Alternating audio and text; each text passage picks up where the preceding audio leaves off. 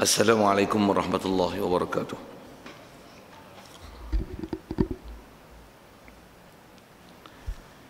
Alhamdulillahi rabbil alamin.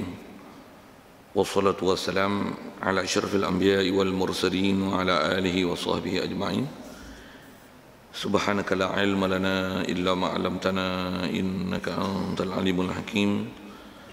La haula wa la quwwata illa billahil aliyyil azim. Rabbi shrah li sadri wa yassir li amri wa halul 'uqdatam min lisani yafqahu qawli. Allahumma iftah 'alaina bi futuhil 'arifin bik. Allahumma ij'alna minal ladzina yastami'una al-qawla fayattabi'una ahsana. Allahumma 'allimna mimma jahilna wa anfa'na bima 'allamtana wa zidna 'ilman nafi'a ya rabbal alamin. Qala Syekh Musannif rahimahullah ta'ala wa nafa'na bihi wa bi 'ulumihi fid dharain amin. Kita di muka surat 40. 40 ni kitab matan bersih Arab. Kata Musannif rahimahullah ta'ala wa amal kibru fa'lam annahu khatirun fi raf'in nafsi wa isti'zamiha wa takabburu atba'uhu wa dhi'atu khatirun fi wad'in nafsi wa ihtiqariha wa tawadu'u atba'uhu wa kullu wahidin minhuma amiyun wa khasiyun.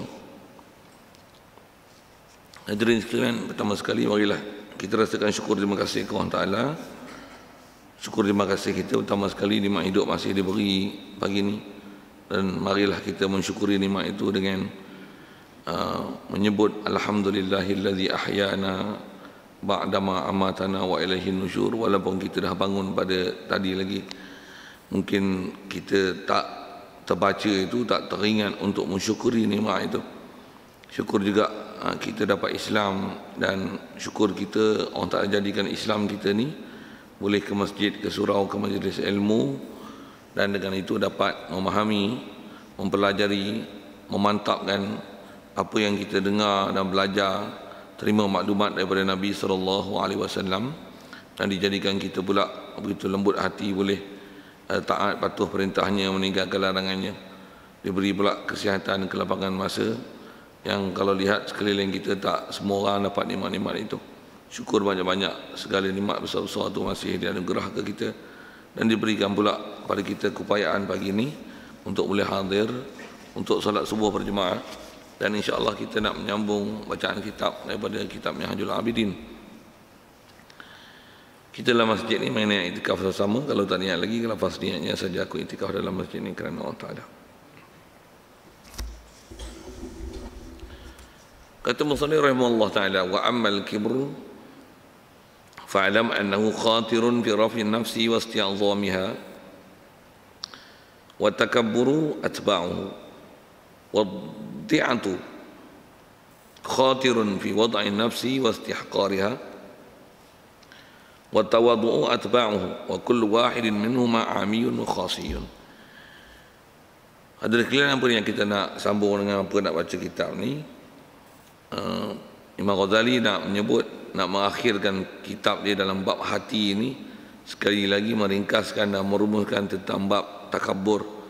Yang kalau ikut kita dah jumpa lama dah itu tentang takabur ni, penjelasan dia, huraian dia. Jadi dia nak hujungkan dalam bab bicara bab hati ini dengan sebut sekali lalu, seringkas mungkin yang dia nak sebut ni. Fahamkan balik kita bab takabur, dia ialah antara mazmumah besar dalam hati, yang kita kena pelihara dia, dan kita kena jaga dia supaya jangan jadi begitu. Baik. Kata dia wa amal kibr, adapun kibr, kalau kita terjemah Arab ni tu, Arab kibr dia pada kabura yakburu kibrun. Kita selalu jumpa dengan takabbur. Jadi takabbur daripada wazan tafa'ala, takabbara. Jadi dia ada imbuhan yang ditambah daripada kalimah roots yang asal daripada kalimah Kibr, kabura yakburu. Jadi yang disebut ni kibr dulu. Jadi sifat kibr. Macam mana pun atas maksud Imam Ghazali dia sebut kibr, yang dia nak bicara sini adalah dengan makna takabur. Itu sikit bahasa lah tu. Kata dia fa'lam, macam mana pun dia nak kata, kalau bahasa terjemah mudah sebut gini lah, ada pun takabur. Maksudnya dia nak cerita takabur tapi dia guna bahasa kibr. Pasal kaedah uslub bahasa Arab ni, bila ada takabur tentulah subut kibr. Sikit bahasa gitulah. Macam kita sebut, kalau bahasa Arab sekali lagi, kalau Allah Ta'ala fokuskan dalam Quran, misalnya dia kata wa kallamallahu Musa, bila kallama tentu sabit kalam. Yang ni bila takabur tentulah ada pada seseorang tu, bila dia takabur tentu ada kibr. Macam mana kalau kita belajar bab Allah Ta'ala, kalau Allah Ta'ala dia qadir, tentulah ada kudrah. Itu uslub-uslub Arab lah, dari segi kaedah mensabitkan sifat. Dan apa yang terhasil daripadanya, apa yang terhasil itu tentulah berdasarkan sebab subut yang asal. Satu kalau sebut misalnya dia ni suka istighfar, maksudnya mestilah ada perbuatan ghufran kepada dia, ada suka mencari maghfirah.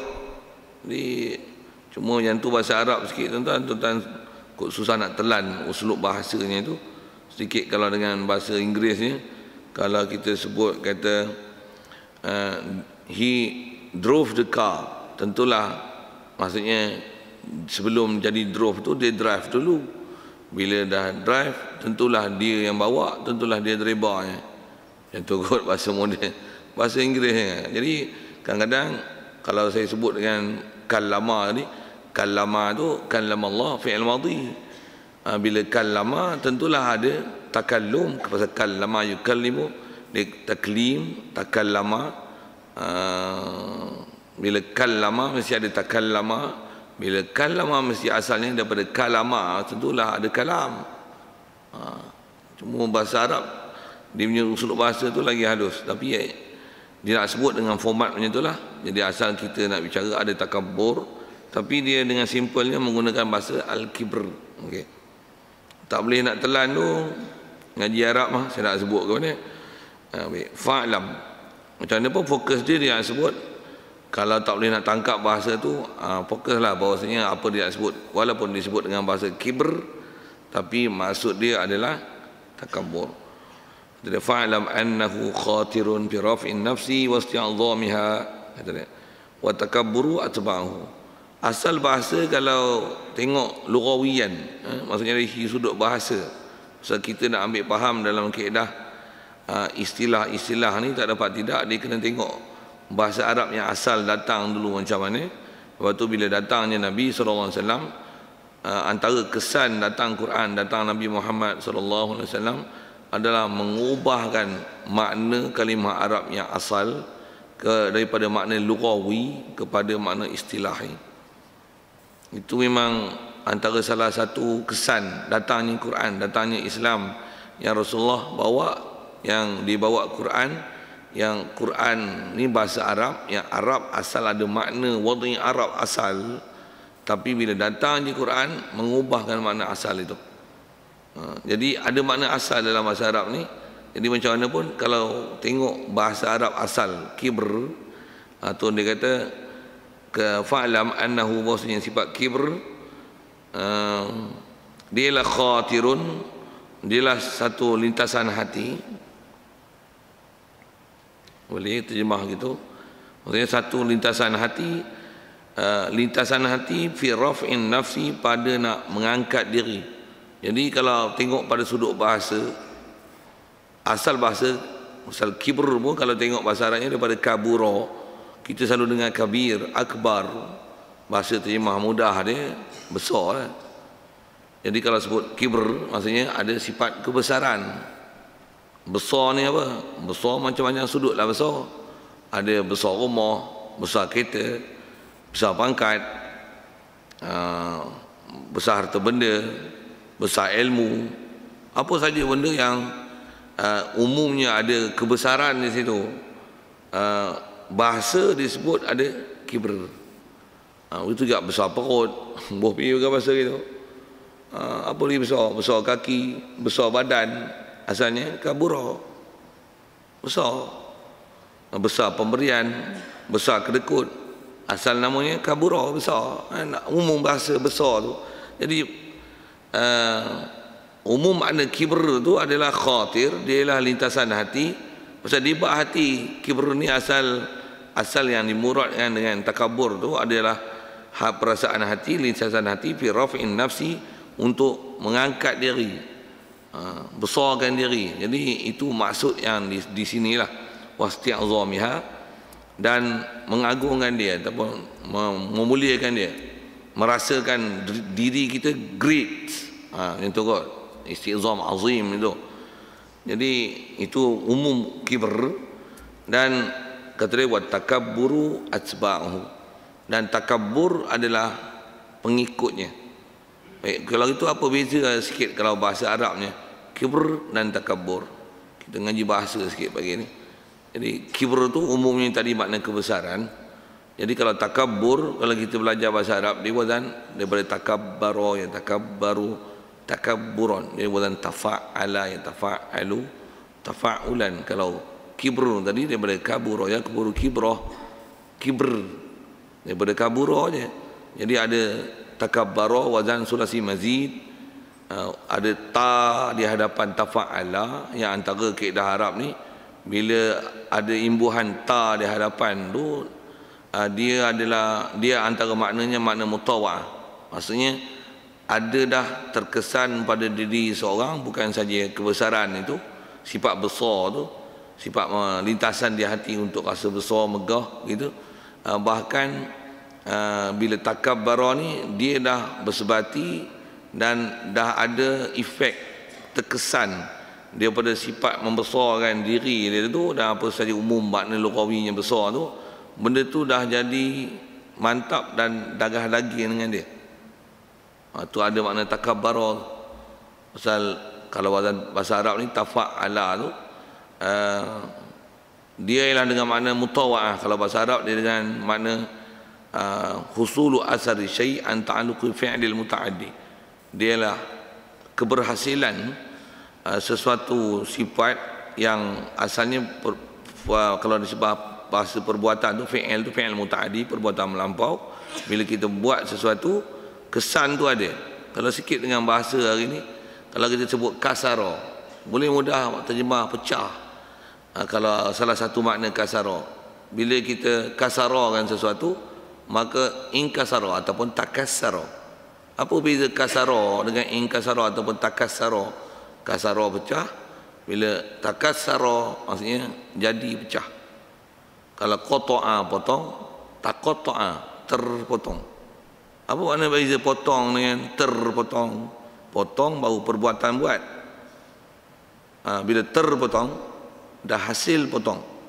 Bila kibr besar, ada kebesaran. Bila takabbara, maksudnya dah ada sifat tu pada diri dia. Satu kita sebut orang yang memang diri dia dah lazim taat pada Allah Ta'ala. Allah Ta'ala bahasakan dengan bahasa Arabnya muttaqin. Muttaqin asalnya daripada waqa yaqi, wiqayah. Jadi daripada iutaqa ifta'ala, tapi dari segi makna wazan tafa'ala dengan makna tawaqqa.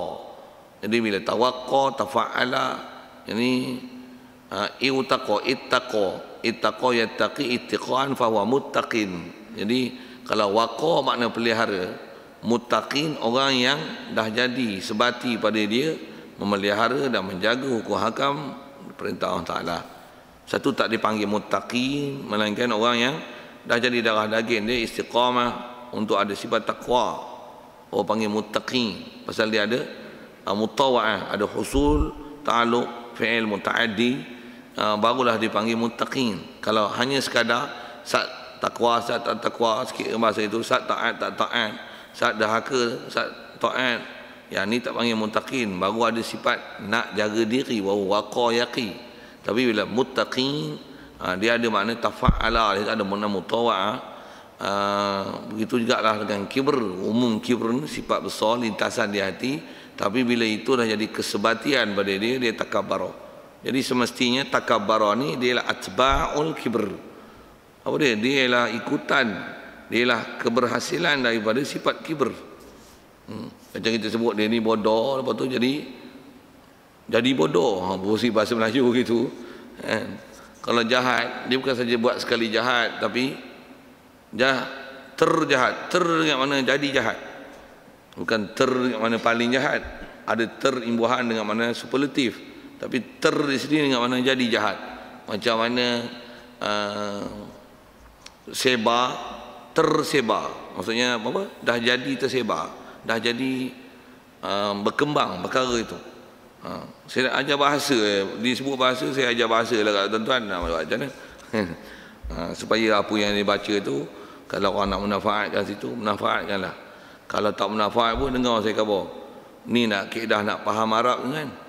Baca Arab dia bukan boleh terjemah mentah-mentah bodoh-bodoh itu, pasal dia baca gitu boleh lah, tapi kefahaman yang sepatutnya dipaham, yang nanti dia nak sebut tu, dia tak masuk. Di istilah nak naik bas dah berjalan, tapi kita tunggu kat peti ambas, tunggu lagi nak naik bas, tapi bas dah berjalan, tak boleh naik bas kan. Dia bas dah berjalan, kita nak naik, kita kena kejar bagi sama tu pup naik. Begitu juga kita nak berhenti. Kalau bas duk berjalan, kita nak turun bas, kau turun, silap jatuh mampu. Dia kena turun, pegang dulu. Kalau ada besi kat pintu tu, follow lari dengan bas, lepas tangan. Baru boleh kita turun bas dalam keadaan bas berlari. Boleh faham tak tu mana nak sindir orang tu. Pasal ngaji tu pun tu ngaji bahasa tu. Okey. Babak ni lah tuan-tuan, sikit kalau dah sebut bahasa tu. Babak ni lah orang ngaji tafsir, orang ngaji hadis. Kadang tengok baca hadis, baca tafsir, nampak macam hebat, tapi syarah sesat. Pasal apa? Pasal dia tak faham bahasa tu. Kalau ahli-ahli orang sikitlah pahaman Wahabiyin ni, dia sikit bid'ah. Pasal apa? Pasal dia tak faham maksud tu. Tu yang dibid'ah habis semua orang. Orang buat benda tu memang kalau ikut, dia tak ada mentah-mentah Rasulullah buat, Rasulullah sebut. Tapi kalau ambil dengan kaedah bahasa betul-betul, yang ada isyarat-isyarat perbuatan sabdaan Nabi dan isyarat daripada Quran, benda tu kalau ikut boleh buat, tak ada masalah, tak jadi bid'ahnya. Pasal bid'ah ni benda reka yang tak ada contoh daripada Nabi SAW dan tidak ada suruhan dan kebenaran melaksanakannya secara umum pun tak ada. Tu baru jadi bid'ah besarnya. Tapi kalau selagi ada suruhan umum, dia tak jadi bid'ah yang sesat. Tak. Yang ni yang jadi tumpul pahaman golongan-golongan yang tak apa cerdik ni, sikit-sikit dia bid'ah kan semua. Bid'ah. Sampai hari itu doa awal Muharram itu, doa awal tahun, akhir tahun tu bid'ah katanya. Sedangkan prinsip umumnya macam mana? Doa bagus lah. Doa. Kalau kata gini, tak ada datang hadis Nabi sekalipun berdoa awal tahun, akhir tahun. Bagus tak doa? Bagus. Apa masalah ni? Doa bila awal tahun ke, tengah tahun ke, hujung tahun ke, tahun baru ke, tahun lama ke, pengantin baru ke, pengantin lama ke, dah tak jadi pengantin dah ke, nak pengantin lain ke, pergi bahasa gitu, nak sebut doa tu. Doa lawal siang hari ke, tengah hari ke, lepas semayang ke, sebelum semayang ke. Apatah lagi kita relatekan dengan ada fenomena tertentu yang ini menyebabkan ada mustajabah doa. Ada waktu perkenan doa, waktu awal pagi, subuh, waktu tengah malam, waktu lepas ibadat. Bila buat baik, dia kemunasabahan untuk istijabah tu doa itu kuat. Satu sikit kalau sebut masih nak sebut tak, kata dah sebut bid'ah tu kan, lajak sikit. Macam ada kadang-kadang orang persoal begini, yang khususnya kalau macam hari Jumaat, sikit isu hari Jumaat, pasal ada soalan-soalan macam tu bagus ni. Hari Jumaat kan antara dua khutbah tu, imam akan khatib akan duduk. Kalau kita tengok orang tua-tua dululah, kita duduk dengar daripada kecil lagi.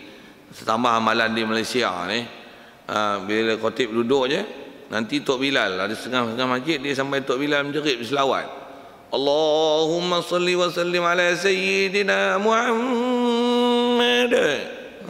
Tu. Dia kata apa bid'ah ni, dua selawat antara dua khutbah jerit kuat-kuat pula, sesat ahli neraka. Nanti Ustaz. Buat jangan faham bodoh. Memang kalau kata tak ada perbuatan Nabi sekalipun, soal gini lah. Memang duduk Tuhan antara dua ketua. Jadi asalnya makmum akan diam, betul tak? Okey, siap. Tentu memanglah diam asal. Untuk nak buat aktiviti apa? Diam. Okey, diam memang diam lah. Okey. Macam mana pun tanya gini, bagus tak? Selawat ni bagus tak? Bagus. Untuk gaduh selawat ni tak boleh buat benda lain ke? Nanti tak tengok ni. Ada tak memang ada hadis-hadis yang menyuruh kita berselawat atas Nabi hari Jumaat dan perbanyakkan selawat? Ada tak? Tak tahu dengan saya sebut. Bodoh. Awak tak tahu banyaknya hadis sebut pak tu. Satu. Ada tak hari Jumaat ataupun malam Jumaat ni yang Rasulullah pernah sebut dan isyaratkan ada waktu yang nama waktu istijabatul doa. Mesti ada, dia ada sa'atul ijabah. Bila waktu itu? Jawab. Macam-macam pendapat ulama berdasarkan nas-nas yang ada. Antaranya dia kata bila waktu mustajab doa hari Jumaat ataupun malam Jumaat? Baina khutbatain. Antara dua khutbah. Babnya bab apa? Bab doa. Jadi kau nak minta banyak duit, nak minta apa, minta. Untuk selawat tu apa kena-mengena dengan doa tu? Selawat ni apa benda sebenarnya? Selawat ni maksudnya kita mendoakan supaya Rasulullah dapat selawat, Allah Ta'ala bagi rahmat dan kesejahteraan pada dia. Allahumma salli wa sallim ala sayyidina Muhammad. Jadi dia adalah min jumlati doa, sebahagian daripada doa. Jadi antara doa waktu mustajab doa adalah baina khutbatain. Jadi antara benda yang munasabah berdoa. Tambah pula bila kita berdoa untuk kita, doa untuk kita aja. Bila kita berdoa Rasulullah kata apa? Man shalla alayya salatan sallallahu alaihi ashran. Siapa selawat atas aku sekali, Allah Taala akan beri rahmat pada dia 10 kali. So, which one is good for you? It's better for you. You just make yourself silence without anything, doa, nothing, zikir, nothing. Just waiting for Imam to give the second speech, the second khutbah, or you say something lah for your doa, ask Allah Ta'ala something lah.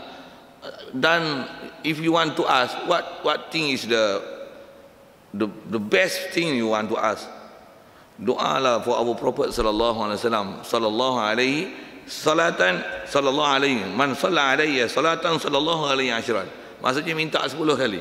Walaupun doa selawat atas Rasulullah, Allah Ta'ala bagi rahmat 10 kali. Which one is better? Whether you just make yourself silent, silent it yourself, or you say salawat atas nama doa. Boleh? Tak faham ke saya cerita saya syarah apa tu? Ambil semua hadis buat amalan. Walaupun dengan secara khususnya tak pernah ada, tapi salah ke benda tu? Siapa kata bid'ah macam mana? Saya sebut, kau lah bid'ah. Kau telah melarang benda yang ada Rasulullah isyarat benda tu boleh dibuat, walaupun benda tu tak dibuat secara khusus, tapi umum suruhan itu ada. Siap. Apa nak bising-bising pula? Siap. Waktu bila doa boleh angkat tangan, Allahumma salli wa sallim ala sayyidina Muhammad.